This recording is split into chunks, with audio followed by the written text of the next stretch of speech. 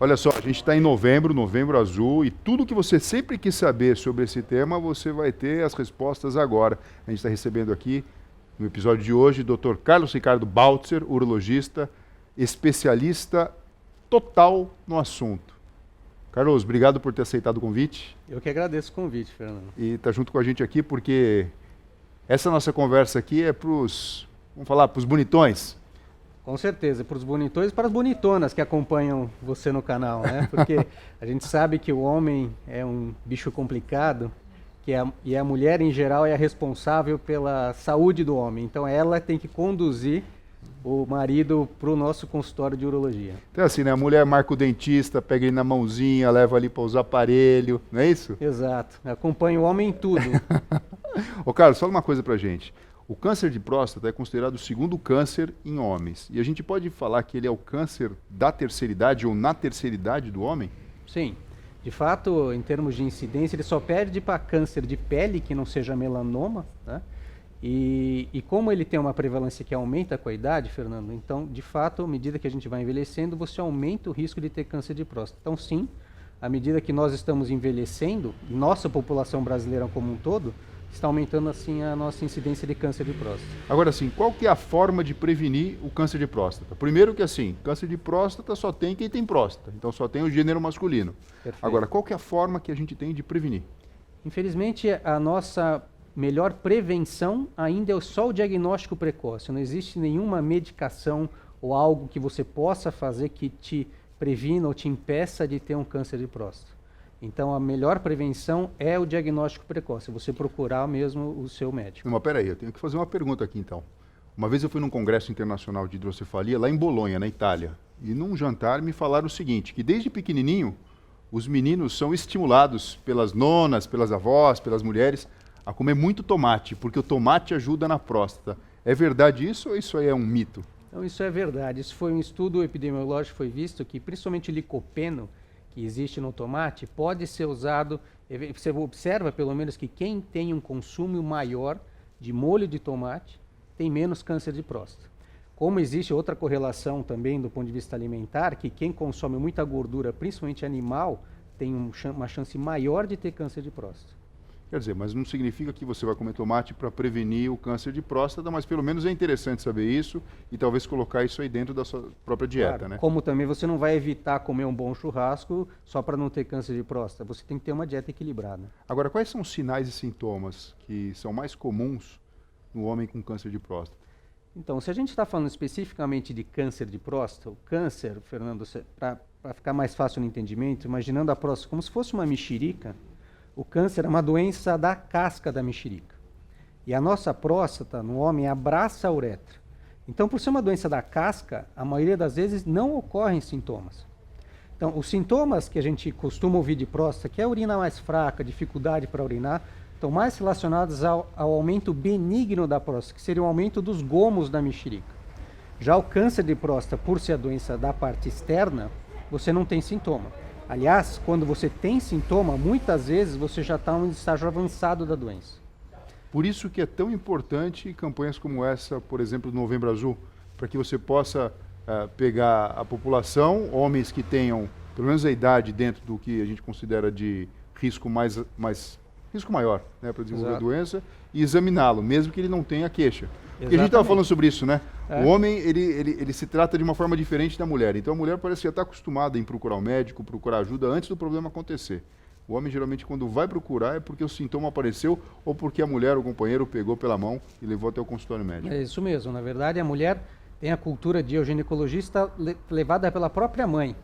Se o pai tem preconceito de urologista, ele não tem por que levar o próprio filho ao urologista. Então essa é uma dificuldade. Se você imaginar, Fernando, que 1 em cada 6 homens, durante a vida, vão ter um diagnóstico de câncer de próstata, você vê a importância de você procurar antes de ter qualquer sintoma. Então a gente está falando de 1 em cada 6 homens. 1 em cada 6, durante a vida, vão ter um diagnóstico de câncer de próstata.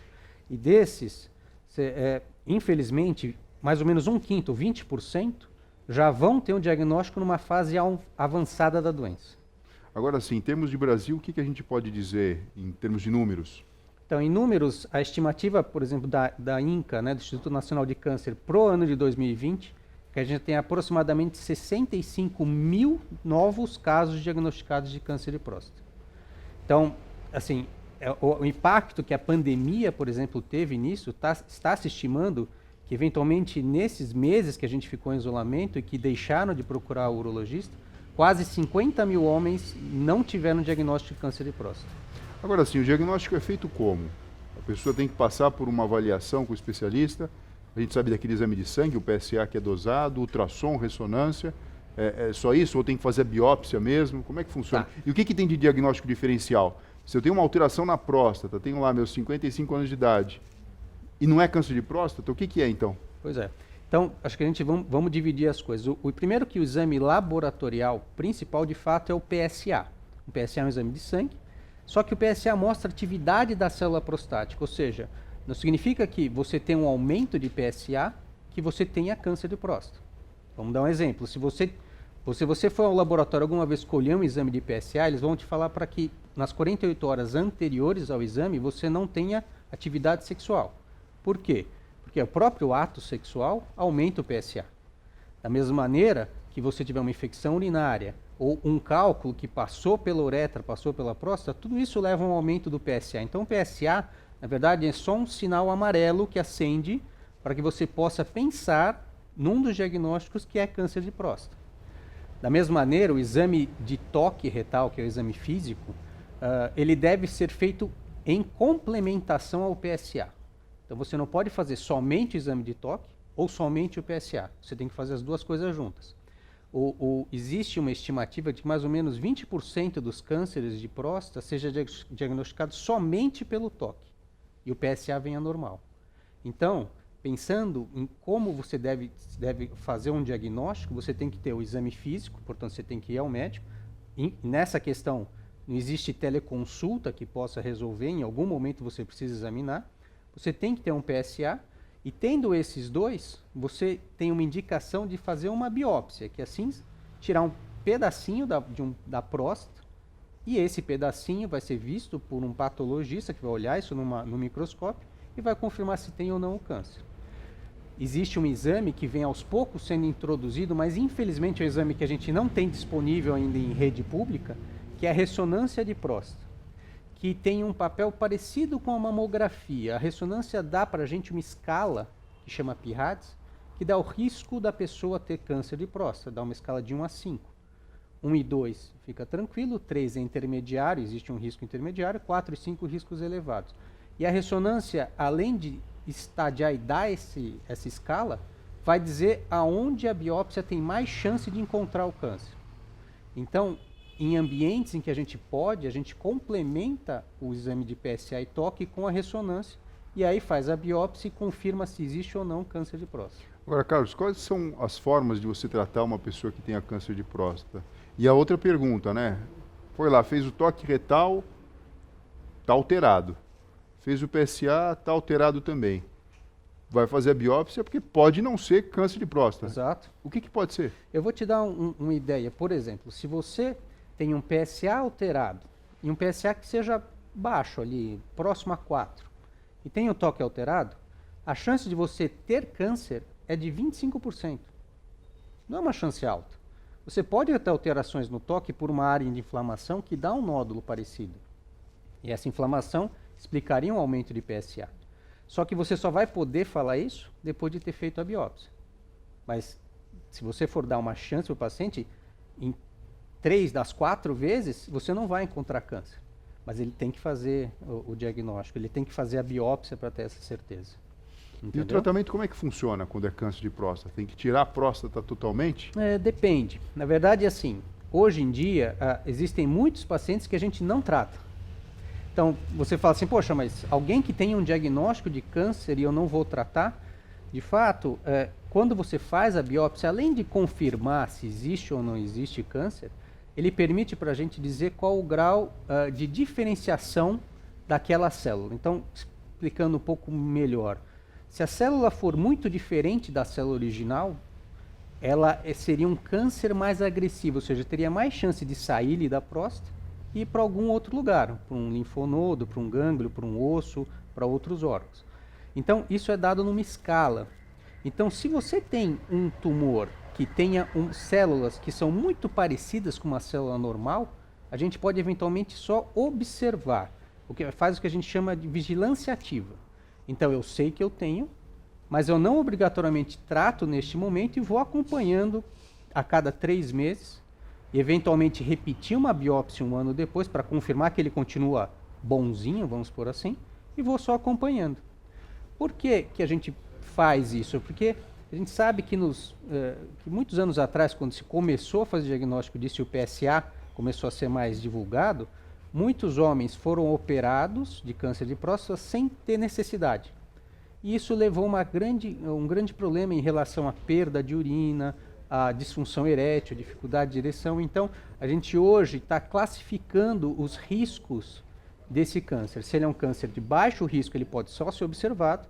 Se ele for um intermediário ou alto risco, ele deve ser tratado. Outra coisa, a gente já comentou sobre a idade. Então, a gente sabe que só vale a pena tratar um câncer de próstata se o paciente vai ter pelo menos 10 anos de expectativa de vida. Caso contrário, em 10 anos, o que a gente tem hoje de tratamento, a gente consegue muito bem controlar a doença e o paciente não vai falecer ou perecer daquele, nem sofrer com aquele câncer de próstata. Então, se você pega um paciente com mais de 75 anos e que tenha outras comorbidades, ou seja, tem outros problemas de coração, de pressão, de diabetes, você tem que discutir se vale a pena ser submetido ao tratamento ou não. Agora, essas informações que você está falando são muito importantes, né? Porque a gente, quando pega uma campanha tão forte como essa do Novembro Azul, a gente, na verdade, está chamando a atenção. Quer dizer, não é que é para o mês de novembro você começar a se preocupar e procurar urologista. Não. Na verdade, é uma campanha, mas é o ano inteiro que você, de alguma forma, vai se organizar para cuidar, e principalmente com um olhar diferente para a próstata.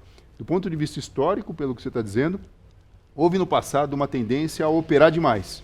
Perfeito. E hoje em dia se percebe que assim, tudo tem risco e benefício. E como existe efeito colateral da cirurgia, você pode imaginar que existe incontinência urinária, existe disfunção erétil, problemas esses que não têm relação direta com talvez o sucesso terapêutico. Concordo. Então você acaba ficando numa situação diferente. Agora sim, se você pudesse falar de uma forma bem clara, porque esse vídeo aqui as pessoas vão curtir, vão compartilhar e passar para outras pessoas. Com quantos anos o homem, então, deve procurar o urologista pensando no câncer de próstata? Perfeito. Então, o que todos divulgam, inclusive a Sociedade Brasileira de Urologia divulga, é que todos os homens a partir dos 50 anos devem procurar o urologista e começar a fazer esses exames de toque e de PSA. Anualmente? Anualmente. Mas você tem alguns critérios que fazem com que a gente mude isso um pouco. Então, por exemplo, antecedente familiar. Isso é uma coisa muito importante em câncer de próstata. Se você tem um parente de primeiro grau, nós estamos falando pai, irmão, a sua chance, que tenha tido um diagnóstico de câncer de próstata, a sua chance dobra em relação a uma pessoa que não tem antecedente. Se você tiver 2, ela fica 6 vezes maior. Então, pacientes que tenham antecedente familiar, que sejam da raça negra, isso a gente sabe que a raça negra também tem mais diagnóstico de cânceres agressivos. Paciente que seja obeso, esses critérios fazem com que essa idade de procurar o urologista caia para 45 anos e não mais 50. Então, ou seja, se você está aí em casa, que está acompanhando o canal aqui do Dr. Fernando, tem mais de 50 anos, você já devia ter ido. Se você tem um familiar que tenha tido um pai ou irmão, a sua idade caiu para 45, então vocês devem procurar. Quer dizer, acho que provavelmente, né, até antes desse alerta que a pessoa está escutando aqui, o próprio urologista que tratou o pai, o irmão, enfim, ele vai passar essa informação, né? Os homens da família, a favor, comparecerem aqui no consultório um pouquinho antes do tempo. Exato. Tem que ser dado, né? Um recado que tem que ser dado, porque existe essa questão hereditária. E existe interessante, Fernando, que a gente acabou de sair do Outubro Rosa. Câncer de mama também aumenta 1,5 vezes a sua chance. Você tem um familiar com câncer de mama, ou seja, aí nós estamos falando de uma mãe ou uma irmã, também aumenta a sua chance, porque existe uma pequeno percentual que está relacionado a uma questão genética, do mesmo gene que dá o câncer de mama pode dar o câncer de próstata. Interessante você estar falando. Então, se você tiver uma mãe ou uma irmã que tem o câncer de mama, vale a pena você já procurar o urologista e conversar a respeito. Exato. Então acho que a gente não precisa ter tanto medo assim, né? Porque acho que o maior receio dos homens é procurar o urologista, depois precisar fazer uma cirurgia, às vezes ter a sua vida sexual comprometida ou o controle da micção. E não só isso, porque, veja, quando nós estamos falando de tratamento de câncer localizado, entenda-se só na próstata, não é só cirurgia, né? Nós estamos falando já desse percentual que não vai ser tratado, que nós vamos só acompanhar. Existe um percentual que vai ser operado e existe um percentual, eventualmente, que decide fazer radioterapia. Em termos de qualidade, você tanto a radioterapia quanto a cirurgia dão a mesma quantidade de cura, vamos por assim. Tá certo? Em pelo menos até 10 anos. A porcentagem de cura é alta? A gente pode ficar meio tranquilo se você for diagnóstico precoce? Se você for um diagnóstico precoce, passa de 90% a sua chance de cura. Então, cura definitiva, né? Você nunca mais se preocupar com isso.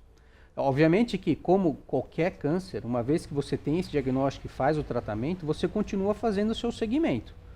Aí o PSA, Fernando, também é interessante. O PSA que foi feito, que era usado antes para te dar uma chance de saber se você tem ou não o câncer, depois que você tirou a próstata, se o PSA ressurgir, é porque ressurgiu alguma célula prostática. Então o PSA, depois de cirurgia, é um controle de cura. Então o PSA tem que ser o mais próximo de zero possível. Se depois de uma cirurgia o PSA começa a subir, é porque alguma célula prostática está aparecendo em algum lugar do corpo. Agora, existe estratégia hormonal para se controlar a recidiva do câncer de próstata? Porque a gente imagina o seguinte, estamos falando de próstata, estamos falando de um órgão que existe, é considerado um órgão, né? Sim. É um órgão que existe no corpo masculino. Então eu imagino que, ainda mais pela proximidade e localização, existam receptores do hormônio masculino, da testosterona. Sem dúvida. Existe alguma linha de pensamento em bloquear esse hormônio para que a pessoa não tenha? E aí vem a minha preocupação. A gente sabe que a testosterona tem muito a ver com a libido, com a energia, com a motivação. E se a pessoa vai ficar com a testosterona baixa por algum caso, de algum tratamento químico, enfim, como é que fica tudo isso? Como é que é esse balé aí? Então, existe sim. De fato, tua linha de raciocínio está perfeita. Então, a próstata tem receptores para testosterona, que é um hormônio masculino. Então, o primeiro tratamento que foi feito lá atrás, vamos voltar na década de 50, em que se descobria câncer de próstata já numa fase avançada, porque isso é antes de existir PSA, o tratamento era da estrógeno, era do hormônio feminino. Então, de fato, existe uma correlação, uma dependência de hormônio masculino e câncer de próstata. Tanto é que se a gente descobre o câncer de próstata, uma fase avançada, ou seja, que não está mais na próstata, mas está em outros órgãos, você deve fazer, um dos passos é você fazer bloqueio hormonal, ou seja, você usa ou faz cirurgia ou usa medicações que inibem a produção da testosterona. E com isso você controla o crescimento dessas células tumorais, tá certo? Então, realmente, o bloqueio hormonal tem a ver com isso. E a gente sabe, por exemplo, pacientes que perderam o testículo na juventude ou que têm um problema hormonal desde sempre, tem uma incidência, uma taxa de câncer de próstata menor do que quem tem testosterona. Por outro lado, a testosterona não dá só câncer de próstata. Sem testosterona, a gente tem problemas da função cognitiva, você tem problemas de parte muscular, você tem mais risco cardiológico, ou seja, a gente também depende da testosterona. Então, por isso é importante a gente ter um diagnóstico preciso. Então, eu não vou tirar o hormônio de todo mundo, porque isso vai me dar muito mais risco do que eu ter câncer de próstata. Então, a gente tem que ter um diagnóstico preciso, saber exatamente se está localizado, se está espalhado, e qual vai ser a nossa linha de tratamento. Não simplesmente, vamos tirar o hormônio de todo mundo, porque você vai ter mais prejuízo do que benefício. Agora, Carlos, antes de agradecer você, porque todo ano a gente acaba conversando sobre isso, e você é um amigo muito querido, que comunica de uma forma muito clara, muito boa essa informação que todos os homens precisam saber. Eu queria fazer um comentário. A gente está vivendo essa época de pandemia, que é uma situação diferente, e a gente sabe que existe um preconceito e muitos homens têm medo, receio, ou deixam para lá mesmo, né? Só vão procurar o médico quando tem sintoma. Então eu imagino que esse ano, diferente dos outros anos, o Novembro Azul ele tem que vir com uma força muito maior.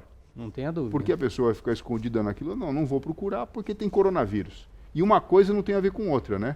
Porque às vezes você perde a chance de fazer um diagnóstico precoce, de ter aí, como você muito bem disse, mais do que 90% de cura, atrás de uma desculpa que a gente sabe, né? Que pode ser esfarrapada, né? Como mas o pessoal é verdade, fala. tem toda a razão, porque De fato, é preocupante as pessoas que deixaram de ser um estágio localizado inicial e que neste ano passaram para ser um estágio mais avançado.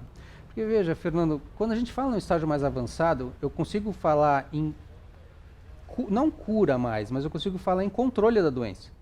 A gente comentou há pouco de 10 anos de expectativa de vida, por quê? Porque eu consigo controlar, mesmo que você tenha um estágio avançado, eu consigo controlar por muitos anos a doença, mas de fato cura eu não consigo mais ter a partir do momento que ela saiu da próstata.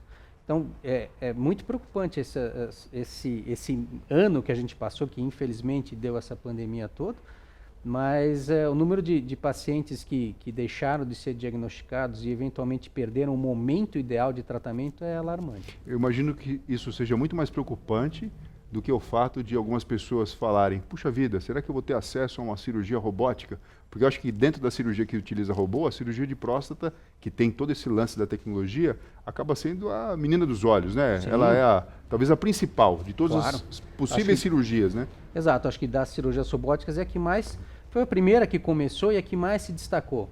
Mas a gente não pode negar que é o seguinte, em boas mãos, todas as cirurgias são boas. Ou seja, eu só tenho acesso ao SUS, eu só tenho acesso à cirurgia tradicional, cirurgia aberta. Agora, ela vai dar, em boas mãos, os mesmos índices, tanto de efeitos colaterais, quanto de cura. Ou seja, tenha que procurar o seu médico, porque se você for bem operado de maneira aberta, seu resultado vai ser igual de ter quem fez uma cirurgia robótica. Entendeu? Então, o importante é que você chegue no momento possível de cura. Não atrase nem postergue isso só por, eu não tenho acesso a essa ou aquela tecnologia. Pelo contrário, eu acho que ainda mais pensando em Brasil, em nossos termos continentais, obviamente eu não vou ter robô para toda essa população. Então eu tenho que ter um bom treinamento, eu tenho que ter bons cirurgiões, eu tenho que dar boas condições para ele ser curado, independente do método que ele use. Carlos, muito obrigado, viu, pela sua participação mais esse ano. A gente vai deixar aqui suas redes sociais para que as pessoas possam aprender mais com você. E vamos colocar, né, um laço azul na lapela aqui e levantar a bandeira do Novembro Azul. Obrigado, viu? Obrigado a você, Fernando.